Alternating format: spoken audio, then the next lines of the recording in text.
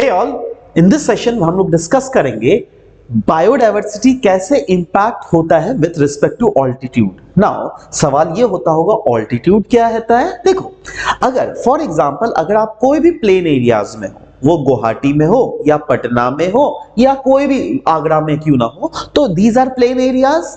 पर वहीं पर हिली एरियाज या फिर माउंटेनियस रीजन्स कौन है, जैसे दार्जिलिंग हो गया, सिक्किम हो गया, गैंगटॉक हो गया, राइट, ये बहुत ऊंचे में है।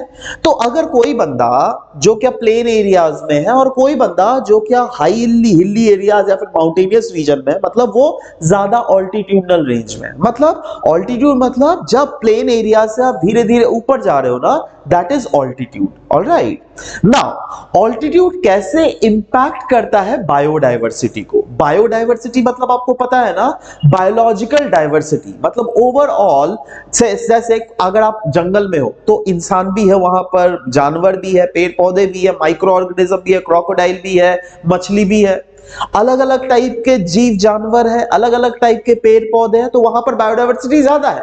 पर अगर आप दिल्ली चले जाओगे तो दिल्ली में आपको कौन से जानवर, ज्यादातर कुत्ता, गाय और इंसान या फिर पक्षियां ही दिखेंगी। राइनोसोरस दिखेगा क्या, हाथी दिखेगा क्या, टाइगर दिखेगा क्या, नहीं ना। तो बायोडायवर्सिटी कहां पर ज्यादा है, यस, जंगलों में। नाउ ऑल्टीट्यूड कैसे इंपैक्ट करता है बायोडायवर्सिटी को, आपने शायद ऑब्जर्व भी किया होगा, प्लेन एरियाज में जब भी देखोगे ना आप ज्यादा वैरायटीज ऑफ पेड़ पौधे देखने को मिलेगा। बट कभी भी अगर पहाड़ों में गए होंगे, पहाड़ों में ज्यादातर क्रिसमस ट्री टाइप के ही पेड़ पौधे, जिसको कॉनिफरस ट्रीज बोलते हैं, वो देखने को मिलता है।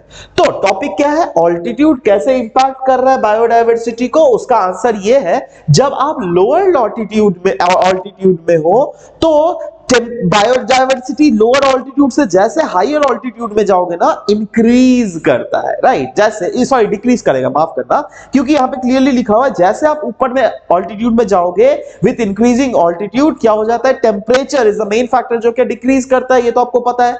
इसके कारण बायोडायवर्सिटी, क्योंकि कम टेम्परेचर में कम वैरायटी ऑफ पेड़ पौधे सर्वाइव कर पाएंगे।